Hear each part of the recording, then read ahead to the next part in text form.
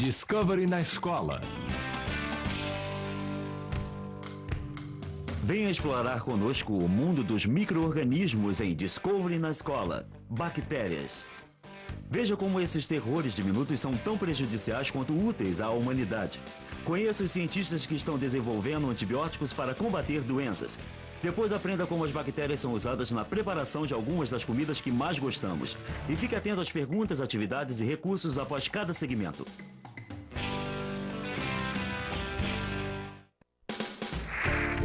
Pense nisso antes de assistir Discovery na Escola Bactérias Parte 1. O que você sabe sobre o modo como as bactérias mudam e se adaptam a novos ambientes? Como elas se reproduzem? Enquanto você assiste ao documentário, preste atenção nos efeitos nocivos e benéficos das bactérias no corpo humano e no meio ambiente. Discovery na Escola apresenta Bactérias, Parte 1.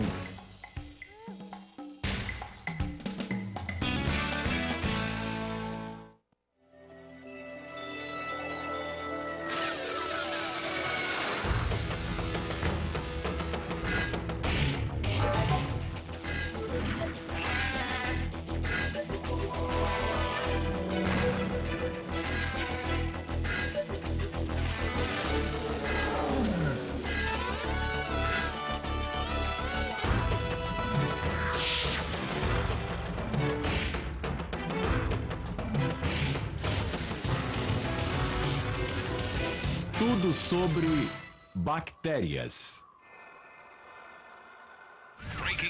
As últimas notícias de WTOP. Não excluímos nada. Estamos esperando os resultados dos exames.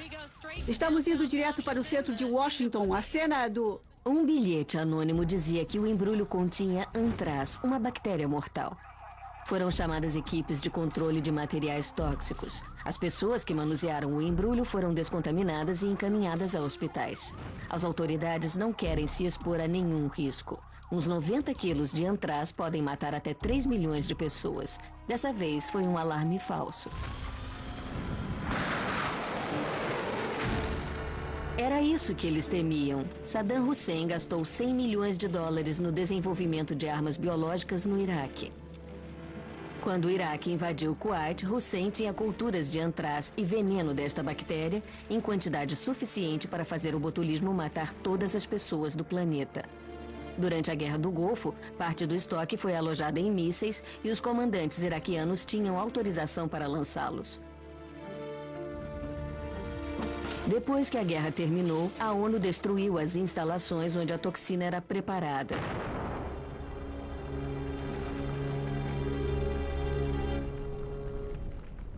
Mesmo sem os germes preparados para a guerra, as pessoas vivem aterrorizadas com as doenças causadas pelas bactérias. Pneumonia, salmonelose, meningite, todas causadas por bactérias e transmitidas diariamente em nosso meio. As doenças infecciosas têm sido uma das maiores causas de doenças e morte através da história da humanidade. Atualmente, são a terceira maior causa de mortalidade nos Estados Unidos. As bactérias causam doenças e mortes. E quando desenvolvemos remédios para matar os germes, eles fazem o que sabem fazer melhor. Sofrem mutações para resistir aos nossos remédios. Estamos fadados a conviver para sempre com micro-organismos e com a ilusão de que os erradicaremos. Você pode fazer o que quiser, mas nunca vai deixar a sua pele sem micro-organismos. Pode escovar o quanto quiser, que não conseguirá deixar a sua boca sem bactérias. E a outra coisa que sabemos, as bactérias estão sempre presentes. O nosso trato intestinal é um grande tubo de fermentação cheio de bactérias que está sempre gorgolejando e triturando e transformando coisas. Dependemos das bactérias e não podemos ficar sem elas. Na verdade, menos de 1% de todas as bactérias causa doenças. As outras desempenham um número incontável de funções úteis em nosso cotidiano. As bactérias são o pano de fundo de muitas das nossas comidas prediletas. E quando nos sujamos com comida, certas enzimas bacterianas ajudam a tirar as manchas. Até a neve artificial é feita com bactérias. As proteínas de bactérias desidratadas por congelamento ajudam a formar flocos a partir de água pulverizada. As bactérias são a forma de vida mais antiga da Terra. Elas sobrevivem em alguns dos ambientes mais severos, nas fontes de água fervendo do Parque de Yellowstone, em poças de ácido, em grutas, em fissuras na terra onde não há luz nem ar, e perto de respiradouros oceânicos onde a temperatura da água chega a 250 graus.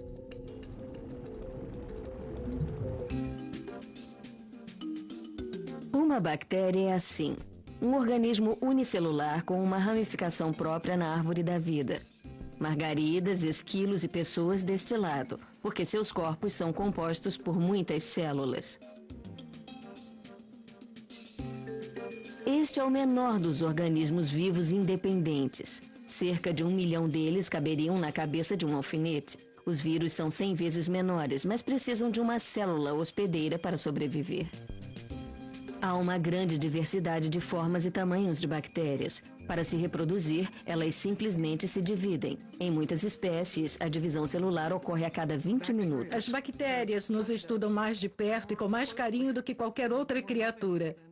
Nem o seu cachorro consegue lhe dar a dedicação que as suas bactérias lhe concedem. Elas já exploraram, entenderam e usufruíram de cada recanto, de cada corpo ao qual tiveram acesso.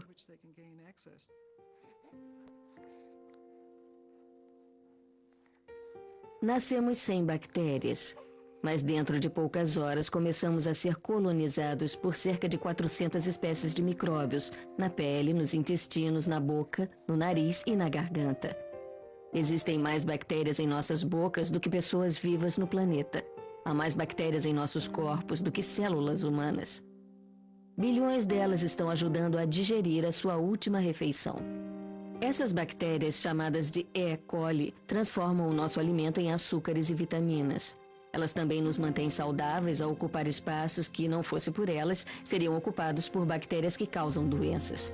No entanto, até as bactérias boas, como a E. coli, podem desenvolver cepas mortais. As bactérias são boas ou más, e às vezes têm essas duas características. Lembra do arsenal biológico de Saddam Hussein?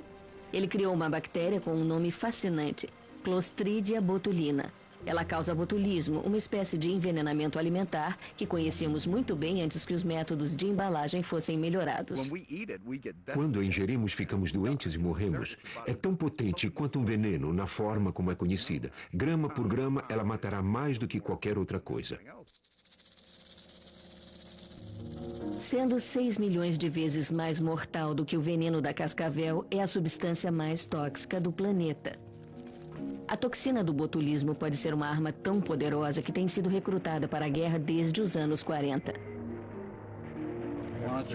Por que não queimam isto aqui? Os cientistas suspeitavam de que deveria haver algum uso para a toxina. Ed Shantz deu início ao seu estudo sobre a toxina enquanto trabalhava na inteligência do Exército durante a Segunda Guerra Mundial. Até se aposentar, ele forneceu toda a toxina botulínica usada em pesquisa médica e científica nos Estados Unidos. Eric Johnson vem trabalhando com ele há 13 anos. Nós a fazemos passar por vários estágios de purificação e posso dizer que há uns 50 miligramas de toxina neste frasco, o que talvez dê 1 milhão de doses letais. Então é óbvio que tomamos muito cuidado com o manuseio dela. Quer uma amostra? Após tantos anos de pesquisa, o Dr. Shantz teve a ideia de buscar outra aplicação para a toxina.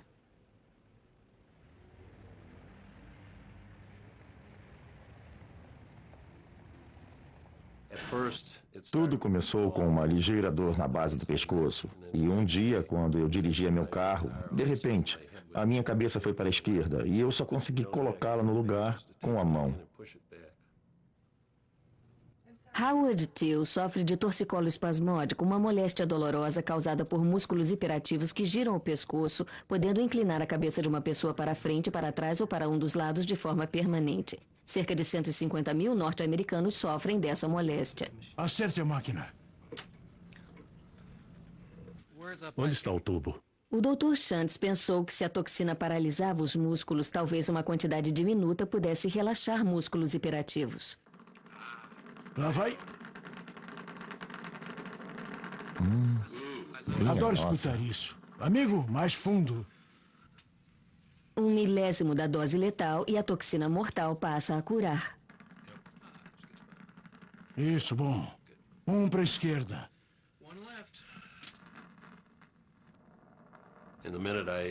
No momento em que recebi as primeiras injeções, a dor se foi. Foi uma sensação maravilhosa. A minha vida me foi devolvida. É irônico a gente tomar uma toxina que pode matar pessoas e, de repente, ela está salvando vidas. É irônico. É uma coisa incrível. As clostrídeas botulínicas são organismos estranhos. Nas condições corretas, elas crescem rapidamente, formando grandes populações. Depois, as células destroem a si mesmas, as bactérias morrem e a toxina mortal é liberada. Para dar início a um lote da toxina e prepará-la para uso médico, são necessárias cerca de 3 semanas. E neste tempo podemos preparar uma quantidade de toxina suficiente para abastecer os médicos por muitos anos. Tudo isso em um tubo diminuto, como se pode observar na bancada. Há pesquisas promissoras que indicam que a toxina botulínica ajudará milhões de pessoas que sofrem de situações relacionadas a músculos hiperativos, tais como mal de Parkinson, paralisia cerebral, esclerose múltipla e a gagueira.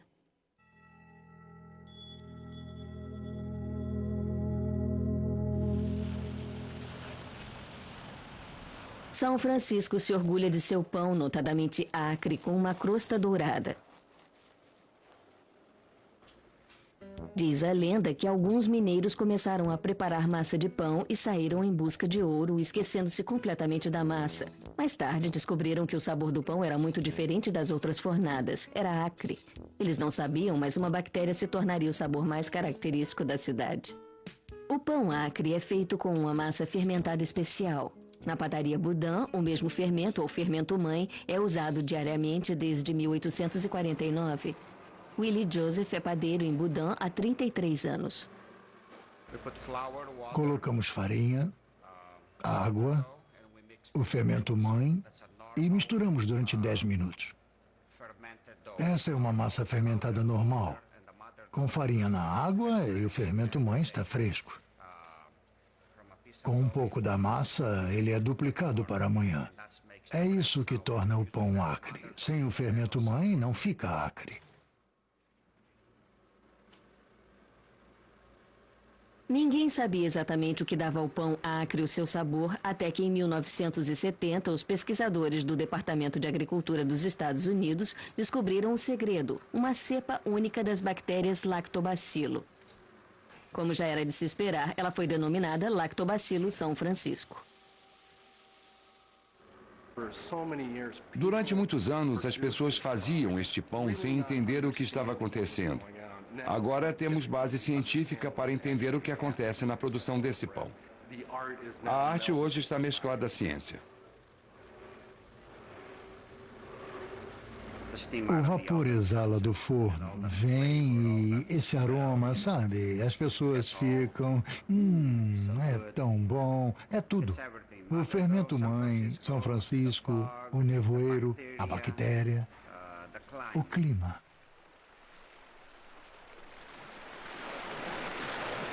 Um copo de leite, uma fatia de queijo com o seu pão, uma visita de bactérias.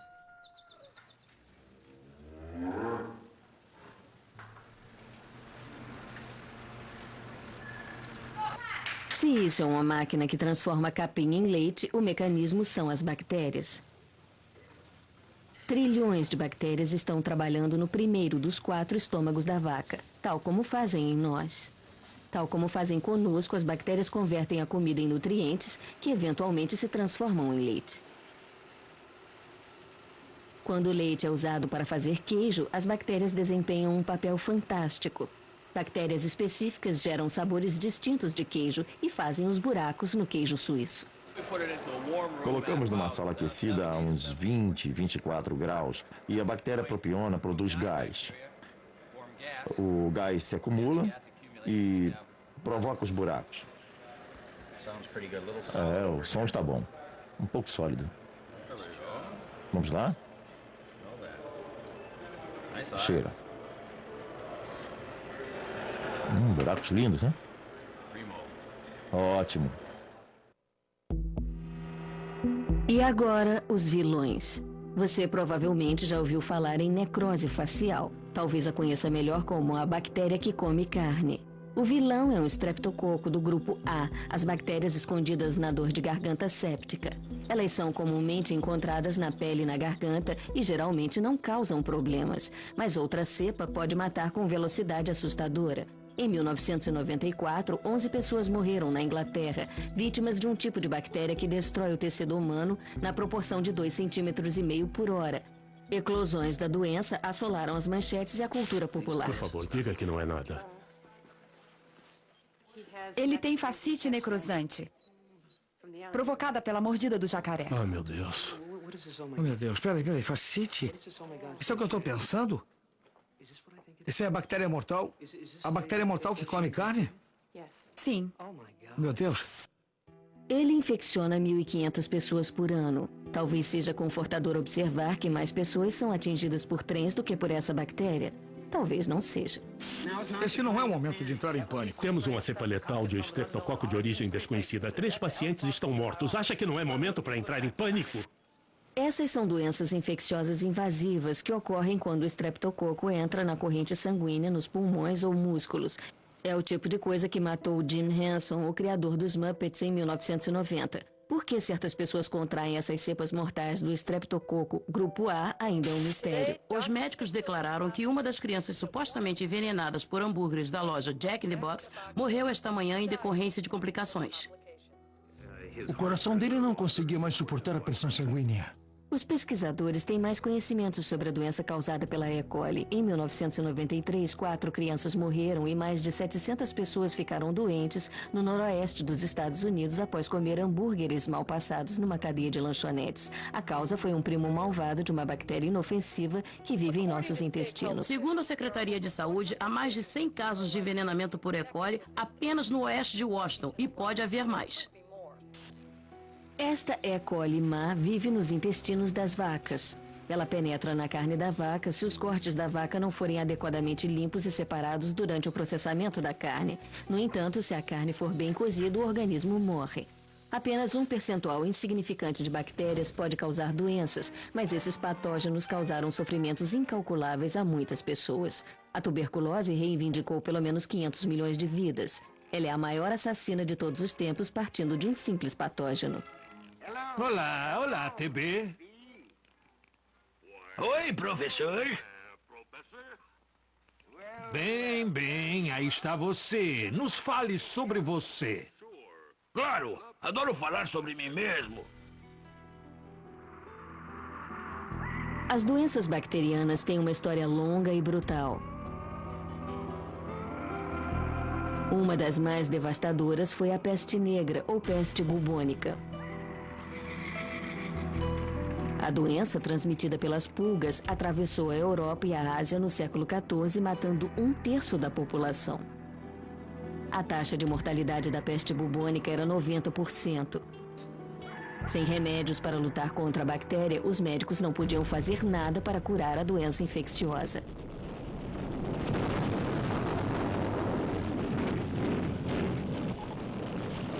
A batalha perdurou até o século XX, quando uma descoberta acidental mudou o curso da história médica. Retornando da batalha, os aviões trazem feridos para os hospitais ingleses. A gangrena, que matou milhões nas guerras, foi vencida pelo milagre da penicilina. Os cientistas estão produzindo...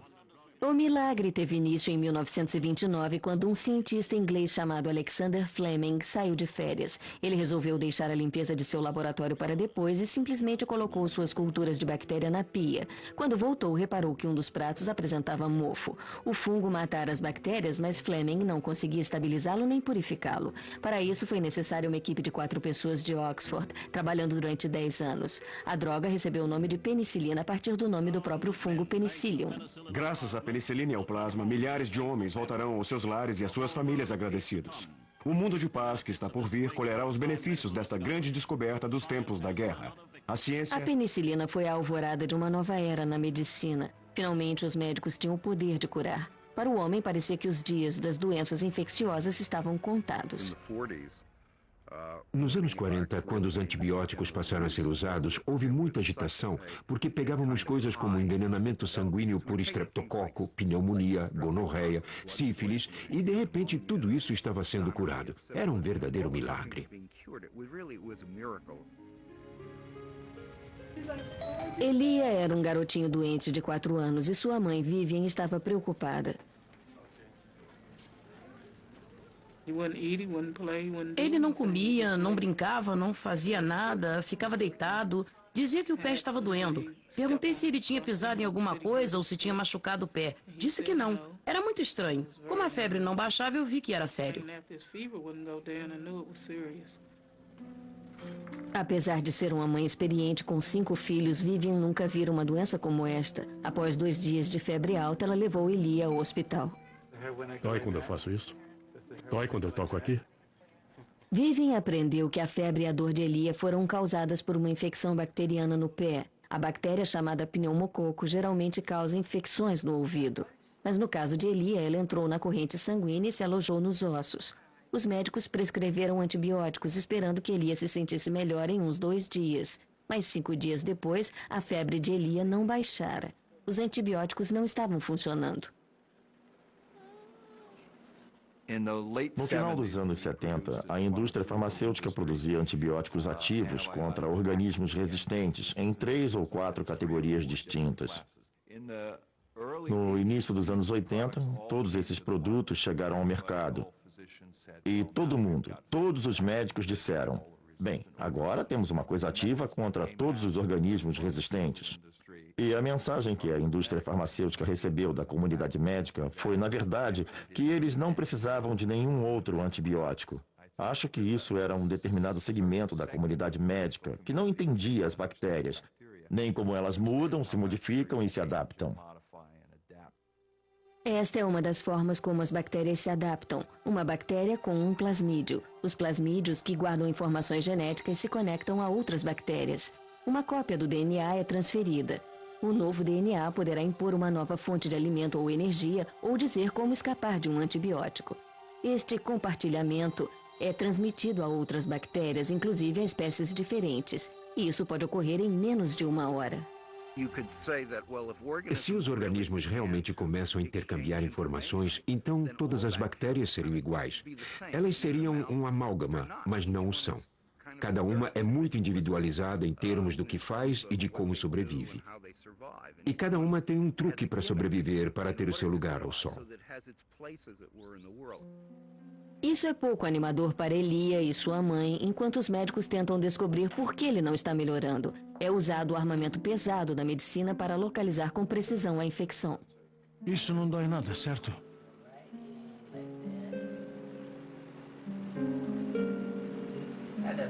Na sala de cirurgia, os médicos coletam bactérias do pé de Elia, depois as cultivam em laboratório para descobrir por que os remédios não estão funcionando. A agulha estava exatamente ali. Está certo. Vai dar para ver mais quando o pegarmos. Parece que estamos no caminho certo. Os pneumococos são a principal causa bacteriana de pneumonia, infecções nos ouvidos e meningite. Nos Estados Unidos, o número de cepas de pneumococos resistentes está aumentando e as cepas estão resistindo a mais tipos de antibióticos.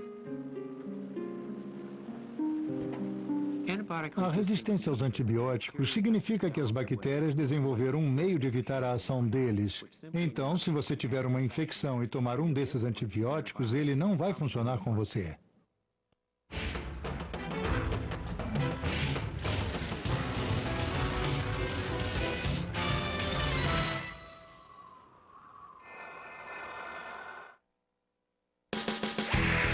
Agora que você assistiu Discovery na Escola Bactérias Parte 1, discuta sobre isso.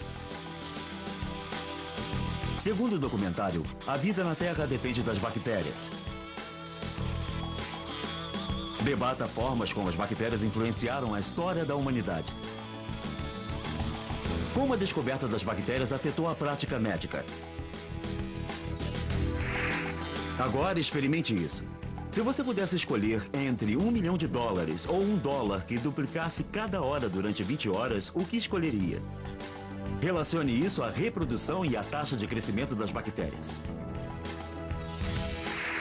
Para aprender mais, Discovery na Escola sugere células vivas, neste endereço na internet. Peça ajuda à sua bibliotecária para explorar os diversos recursos que sua biblioteca tem a oferecer.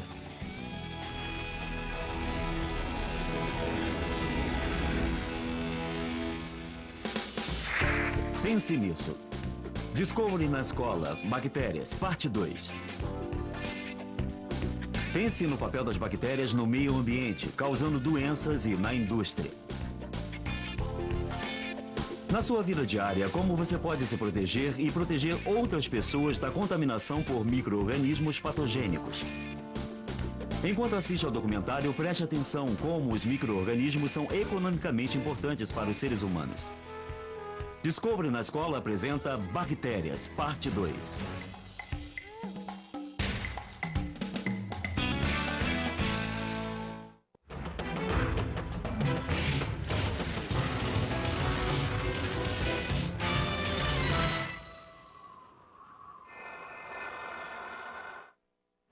Obrigada. Uma das formas de estudar a resistência aos antibióticos é ir onde os antibióticos são mais utilizados.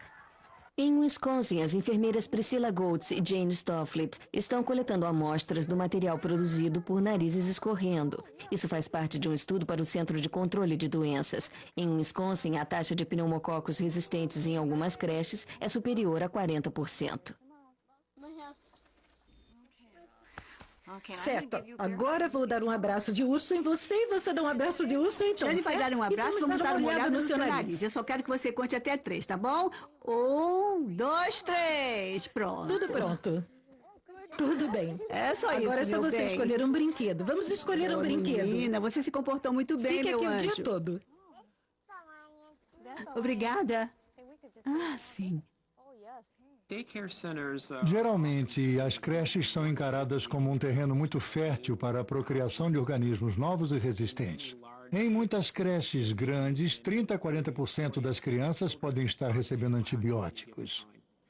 Por isso, um organismo que seja um bom colonizador encontra ótimas oportunidades para colonizar muitas crianças em creches e, posteriormente, causar doenças, principalmente se for resistente a 2 ou 3 antibióticos.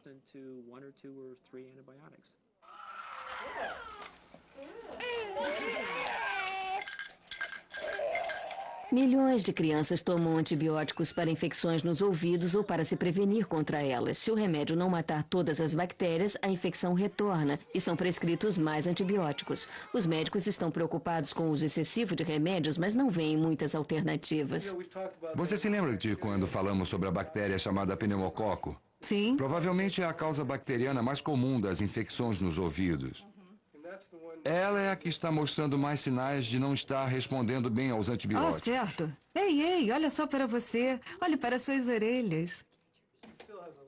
Ele ainda tem muita secreção. Vai demorar um pouco para que a secreção atrás do tímpano seja reabsorvida ou vá embora. Certo. Bem, pela aparência dos tímpanos, acho que devemos dar a ele um antibiótico preventivo. Certo. E vamos fazer isso durante 4 a 6 semanas. Certo. Ele pode se sentir desconfortável. Sim. É ruim, mas não podemos deixar assim. Principalmente para os pais. E se aparecer uma erupção na pele? Os antibióticos são amplamente prescritos mesmo quando não ajudam. Anualmente são emitidos 18 milhões de receitas para resfriados causados por vírus. Acho que a simples tonelagem de antibióticos que é usada anualmente no mundo contribui para o problema de bactérias resistentes na comunidade, que posteriormente se torna um problema no hospital, tornando-se depois um problema nas creches, e tudo isso está intrincadamente conectado. Nos anos 50, os animais também começaram a receber antibióticos. Além de refrear as doenças, e por motivos que ainda não foram compreendidos, essas drogas promovem crescimento. Atualmente, metade de todos os antibióticos usados nos Estados Unidos são usados na alimentação de animais.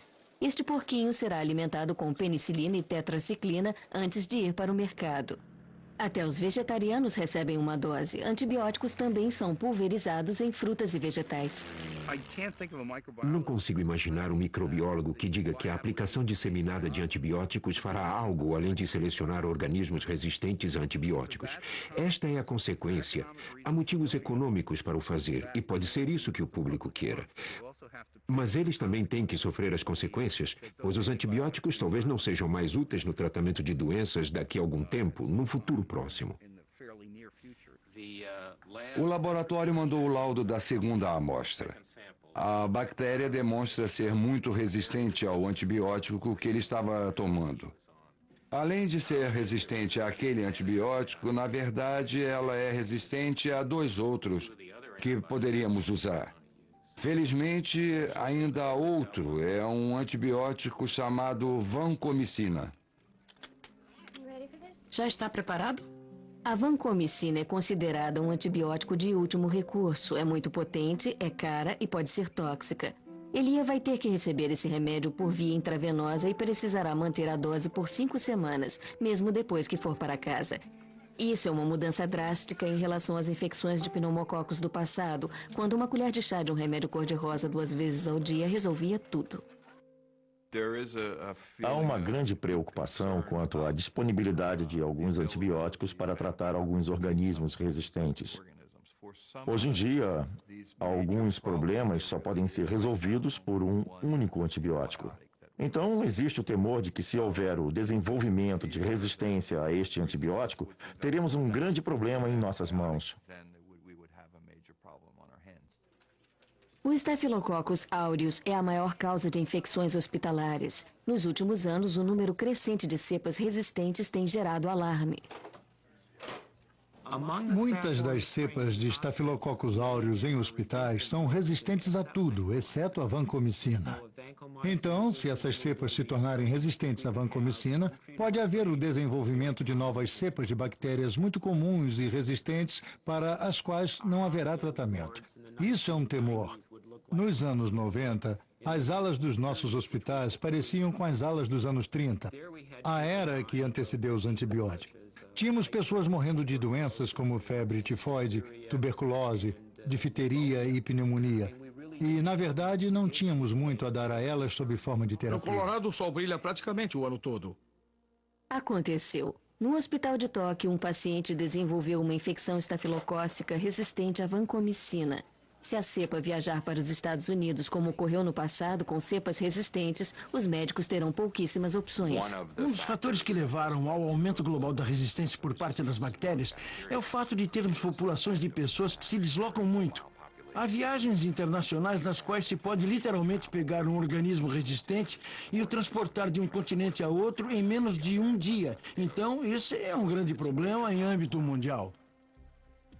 Não existe tratamento para algumas cepas resistentes de algumas doenças que são potencialmente mortais. Em 94, uma mulher coreana voou de Baltimore para Chicago e Honolulu. Ela não sabia que era portadora de um caso ativo de tuberculose resistente a diversas drogas. Em virtude da doença, a mulher morreu 1 mês depois. Os passageiros que estiveram nos mesmos voos que ela foram examinados. 15 apresentaram resultado positivo para a tuberculose. Essas pessoas poderão ou não desenvolver uma tuberculose ativa. Se aprendemos alguma coisa nos últimos 50 anos da era do antibiótico, é que esta corrida vai continuar. Ela poderá se acelerar, porque no futuro teremos novos antibióticos, além de novos tipos de antibióticos. Mas acho que seremos ingênuos se pensarmos que este processo irá parar simplesmente porque desenvolvemos uma nova categoria de antibióticos ativos contra um micro-organismo que atualmente é resistente. Acredito que não irá parar. Com a vancomicina, temos que nos preocupar com coisas como a toxicidade renal e os ouvidos. E este é o grande problema com os organismos que oferecem resistência. Temos um longo caminho à frente. Ele irá para casa tomando antibióticos intravenosos. Profissionalmente, temos pouquíssimas opções a oferecer a ele. Ei, você nem parou para dizer oi. Ele está pronto para voltar para casa. Uma enfermeira o visitará em casa para iniciar a medicação intravenosa. Ele será monitorado de perto para terem certeza de que o antibiótico não está causando problemas aos rins. 6 semanas depois, a infecção de Elia finalmente se foi.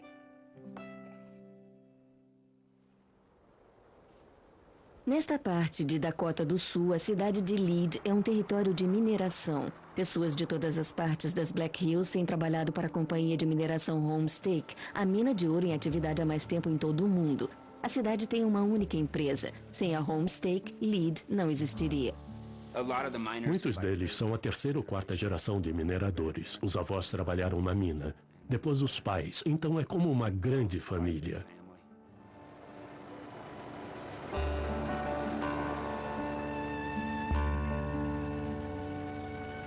Dê uma olhada nesta mesa aqui. É só uma garimpadeira de ouro automática. Ela faz a mesma coisa que o pessoal fazia antigamente no riacho, só que é muito mais eficiente, trabalha muito mais rápido e recolhe mais material. Vê aquela faixa dourada descendo daquela mesa? Aquilo é ouro.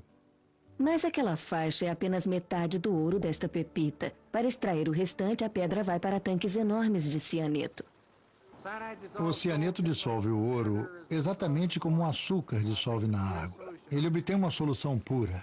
Depois que o ouro era extraído, a solução de cianeto era jogada no córrego da cidade Whitewood, matando tudo que se encontrava na água. Durante mais de 100 anos, o córrego ficou inerte.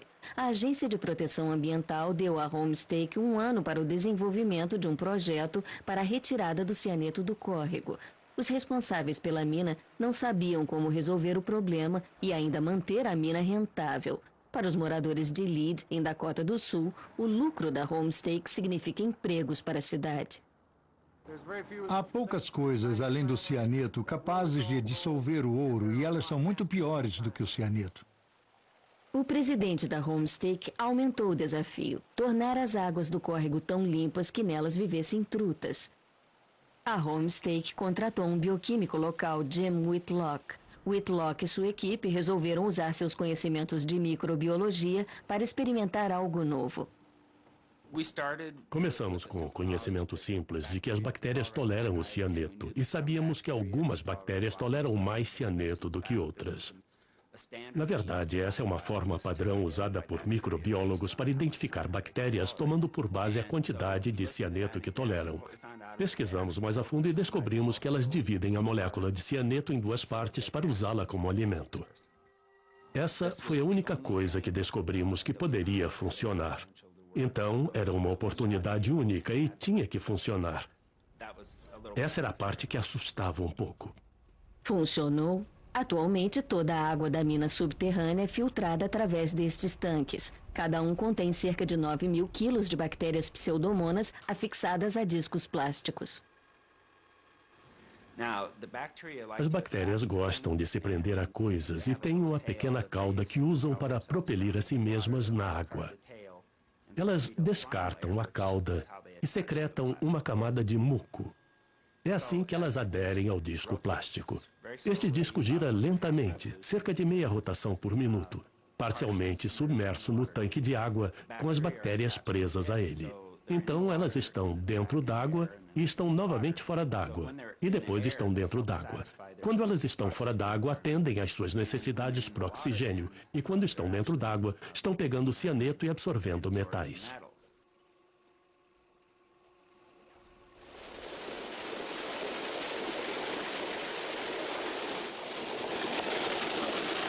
Diariamente, 15 milhões de litros de água limpa jorram da usina de tratamento para o córrego Whitewood. A usina começou a funcionar em 1984 e em 6 meses havia peixes nadando no córrego. Os peixes são os melhores químicos que existem, não há como enganá-los. Ou está bom para eles ou não está bom para ninguém. Antes da água percorrer o encanamento e chegar ao rio, as trutas mantidas na usina de tratamento dão a aprovação final. Os peixes estão contentes. As pseudomonas têm muito alimento para consumir, fraturando o cianeto e o transformando em comida. Os contadores também estão contentes. Estávamos procurando um processo químico que provavelmente custaria 3 a 4 milhões de dólares por ano em substâncias químicas e na parte operacional. Acabamos achando um processo biológico que tem um custo operacional de aproximadamente $500 milhões por ano.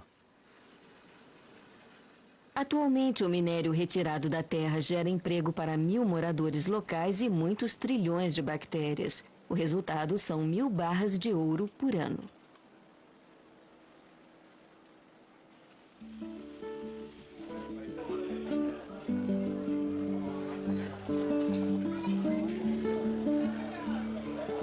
Para mim, voltar ao lugar onde cresci e fazer parte da equipe que limpou a região e transformou completamente uma área foi muito compensador. Principalmente porque foi na minha cidade natal. Volte. Faça um teste de respiração hoje e vamos ver se os antibióticos funcionaram ou não. 1 em cada 10 adultos sofre de úlceras e isso não está relacionado ao estresse. Agora sabemos a causa verdadeira. Helicobacter pylori, uma bactéria espiralada de ação lenta que floresce no estômago. Exames simples detectam a Helicobacter pylori e pode-se dar início ao tratamento com antibióticos.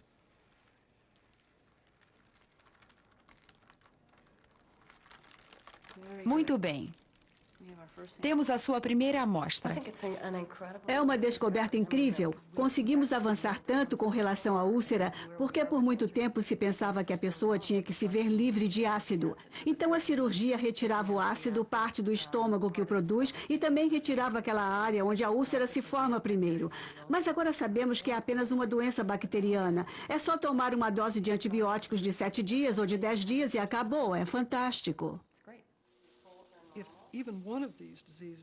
Se for provado que ao menos uma destas doenças é causada por bactérias e deixar de ser incurável, ou se a cura for muito radical e inaceitável para muitos pacientes e ela puder ser retirada daquela lista e colocada na lista das doenças que podem ser curadas com antibióticos, isso seria uma grande contribuição.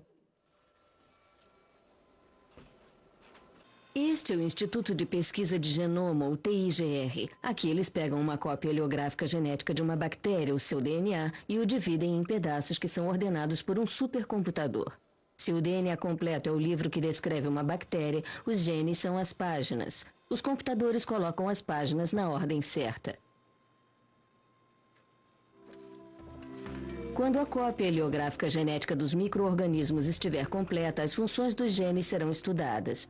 Quando os pesquisadores entenderem que genes são responsáveis pelo crescimento ou por doenças, eles poderão ser manipulados para muitos fins. Isso nos leva a uma pergunta muito mais abrangente. Pensamos que eles são muito evoluídos, e é provável que os nossos cromossomos sejam altamente evoluídos, e as bactérias são primitivas. Mas o oposto é que é verdade. Os cromossomos das bactérias são extremamente evoluídos. Pense em organismos que se duplicam a cada 20 minutos ou 1 hora, e que estão fazendo isso há bilhões de anos. Eles têm que ser muito eficientes em tudo o que fazem. Nas bactérias nada foi deixado ao acaso. São genes que englobam tudo para todas as finalidades práticas. Entender os genes dos micro-organismos também descortina milhares de alvos novos para antibióticos, vacinas e aplicações industriais. A diversidade que há lá fora é surpreendente. Nós conhecemos 1% do que está lá fora. E a coisa mais inteligente que podemos fazer nessa pesquisa é tentar encontrar novas formas de fazer culturas de milhares de micro-organismos novos e descobrir seu código genético e o que existe nele. Isso vai revolucionar virtualmente tudo o que fazemos. O Parque Nacional de Yellowstone é um dos lugares mais ricos do planeta para toda a vida microbiana. As bactérias florescem nas condições extremas encontradas nas piscinas. Os turistas observam um cenário espetacular. Os pesquisadores vêm aqui para entender como a vida consegue sobreviver.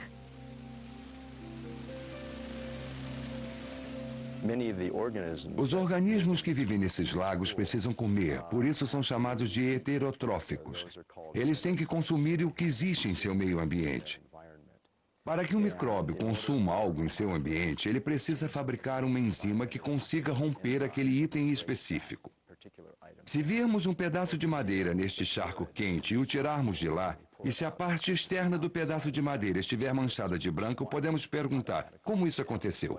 Quando observamos os micróbios relacionados àquela madeira, os estudos mostraram como esses micróbios têm aquela capacidade.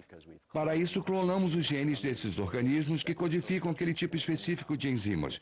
Descobrimos que, na verdade, eles se adaptaram para romper fibras de madeira nessas condições extremas.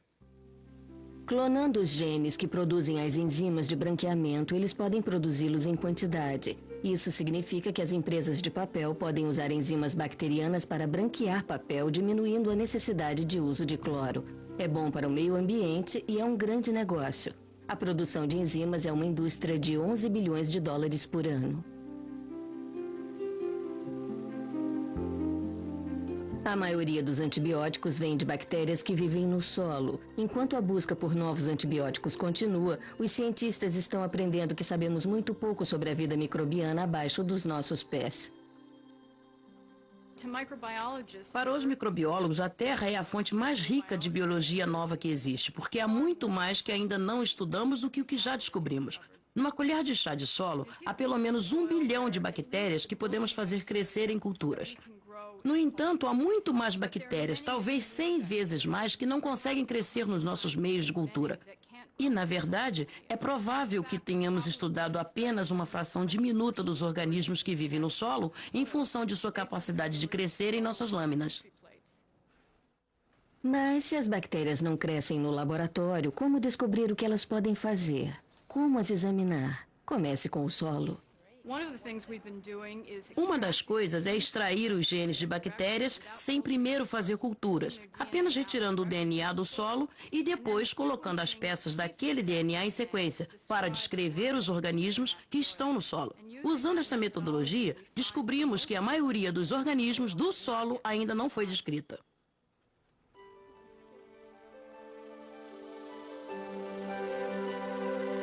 A busca por novas formas microbianas de vida tem levado os pesquisadores do solo do quintal ao leito do oceano e aos céus.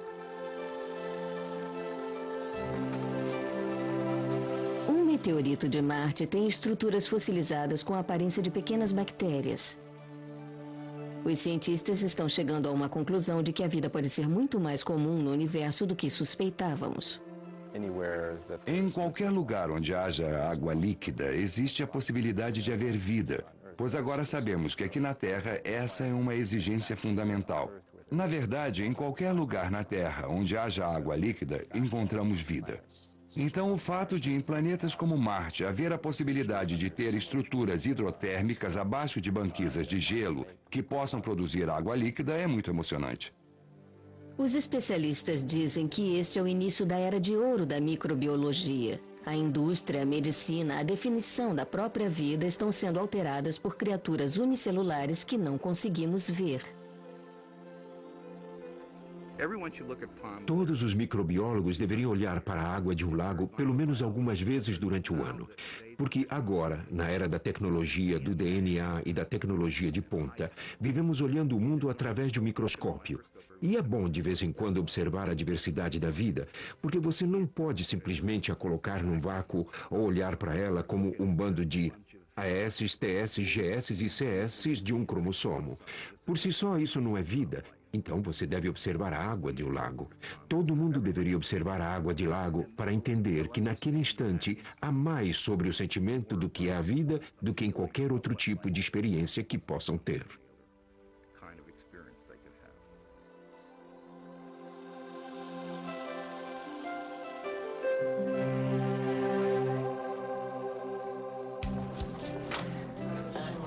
Olá, bem-vinda à nossa humilde casa. É bom estar aqui. Stacy apertou sua mão. Foi. Olha como suas mãos estão completamente cobertas. Meu Deus.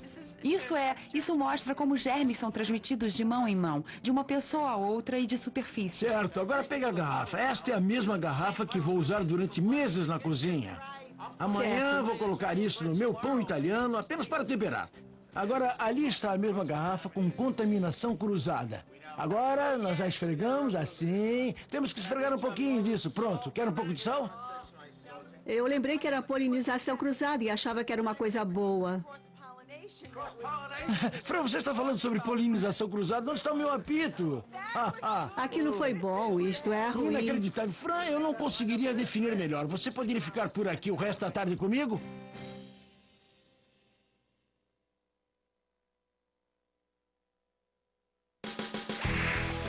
Agora que você já assistiu o Discovery na Escola Bactérias Parte 2, converse sobre isso. Debata as razões do aumento mundial de bactérias resistentes a antibióticos. Quais são as implicações de bactérias resistentes a drogas para as populações humana e animais? O que podemos fazer a respeito? Agora experimente isso. Pesquise e escreva um relatório sobre um exemplo de uma tecnologia bacteriana moderna, como, por exemplo, a reciclagem de nutrientes, mineração microbiana, desintoxicação do lixo, fixação de nitrogênio, desenvolvimento de comidas ou tratamentos médicos. Para aprender mais, Discovery na Escola sugere o Zoológico dos Micróbios, neste endereço da internet. Peça que seu bibliotecário ajude a explorar os muitos recursos que sua biblioteca tem a oferecer.